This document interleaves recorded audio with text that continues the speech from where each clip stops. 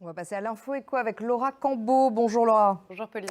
Et on se penche aujourd'hui sur le CETA, cet accord commercial controversé entre l'Union européenne et le Canada. Le Sénat français doit se prononcer aujourd'hui sur la ratification du traité. Oui, alors cet accord, il a déjà été accepté par les chefs d'État et députés européens en 2017. Depuis, l'immense majorité des mesures, 95%, sont déjà en train d'être appliquées. Il s'agit surtout de la diminution, voire de la suppression des droits de douane pour stimuler les échanges commerciaux. Alors si on en parle aujourd'hui, c'est parce qu'une partie des clauses de l'accord empiètent sur les compétences des États membres. Ce ne sont donc pas les députés européens, mais bien les parlements nationaux qui, pays par pays, doivent ratifier l'accord. Sur les 27, seuls 17 pays sont allés au bout du processus et la France n'en fait pas partie. Les sénateurs se prononcent donc aujourd'hui.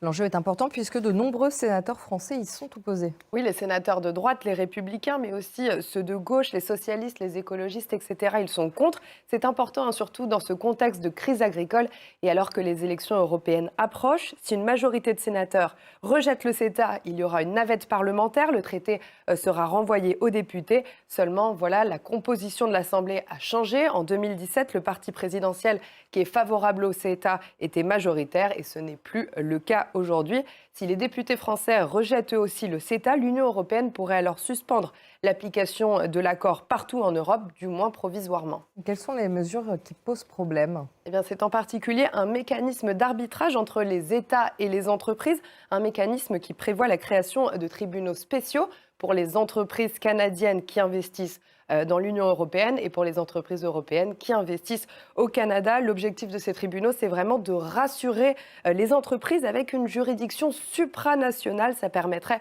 de protéger ces entreprises, notamment des expropriations. Seulement, pour les opposants au CETA, eh bien, les entreprises elles vont pouvoir, via ces tribunaux, contester les législations sanitaires et environnementales. Les entreprises qui pourraient aussi réclamer de l'argent aux États si le tribunal considère, par exemple, qu'elles ont été lésées. Les autres critiques, elles concernent le climat, puisqu'en augmentant les échanges, on transporte plus et on pollue donc plus. Alors vous le disiez, 95% des mesures sont déjà appliquées depuis 2017. Quels sont les résultats jusqu'à présent ?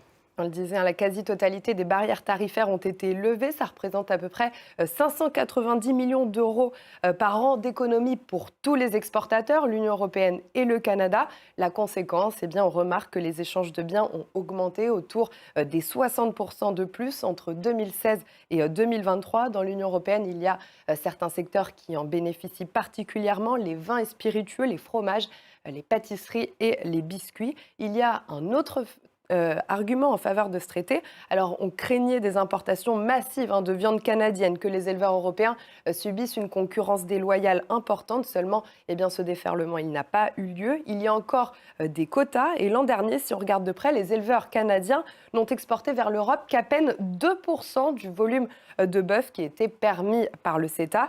À l'inverse, l'élevage européen en profite largement puisque les exportations de bœuf vers le Canada ont explosé, plus 700%. Les producteurs de fromage européens, eux, utilisent leur nouveau quota d'exportation à 100%.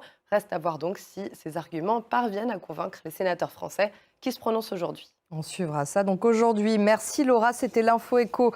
Restez avec nous, on se retrouve dans quelques minutes pour un nouveau journal.